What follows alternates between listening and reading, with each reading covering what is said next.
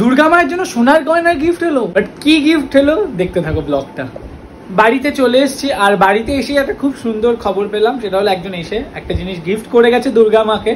So সেটা কি gift করেছে দেখাবো, সোনার জিনিস কিন্তু এইটুকু বলে রাখি। সত্যি আমি খুব খুশি, কারণ এই কারণে খুশি যে হয় না যে আমাকে কেউ গিফট করার থেকে যদি মাকে গিফট করে, সত্যি তাতে আমি বেশি খুশি হই। অ্যান্ড যখনই শুনি ঠাকুরের জন্য কিছু এসছে, মায়ের জন্য কিছু এসছে, সেটা বোধহয় আলাদা একটা ভালোবাসার জায়গা সেইটা।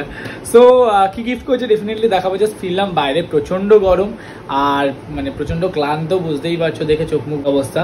আর তার মধ্যে মেট্রোটা যদিও এসি বলে একটু বাঁচোয়া। ফিরে স্নান ফান করে এখন বসবো পুজোর কাজে, কারণ আজকে ঠিক করেছি যতগুলো কাজ করা যায় ততগুলোই করবো, কারণ আজকে ফ্রি রেখেছিলাম পুরোটাই দুর্গা পুজোর কাজ করার জন্য।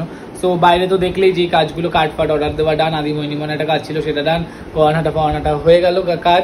এবার বসবো লেখালেখির কাজ, কারণ প্রচুর লেখালেখি থাকে, কারণ আমি লিস্ট ওয়াইজ লিস্ট মানে করে রাখি, যাতে পুজোর সময় জাস্ট সবাইকে ধরিয়ে দেবো এই অর্ডার, মানে এটা অর্ডার দিয়ে আসো বা এটা হলো এই দিনে। তো লিস্ট ওয়াইজ লিস্ট প্রত্যেকটা জিনিস করা থাকে, তো সেই লিস্টগুলো করতেই বলবো। কিন্তু তার আগে দেখে নাও সোনার গয়নাটা। এই হলো গয়নাটা, অ্যান্ড কে দিয়েছে এক্ষুনি নাম বলবো না, কারণ পরে সবার নাম যখন রিভিল করবো তখন বলবো সবার নামগুলো, বাট এখন বলতে যাচ্ছি না। বাট খুব খুব মানে খুবই সুন্দর হয়েছে, অ্যান্ড সত্যি আমার খুব পছন্দ হয়েছে, এবং ডিজাইনটা এতটা সুন্দর হয়েছে, খুব পছন্দ।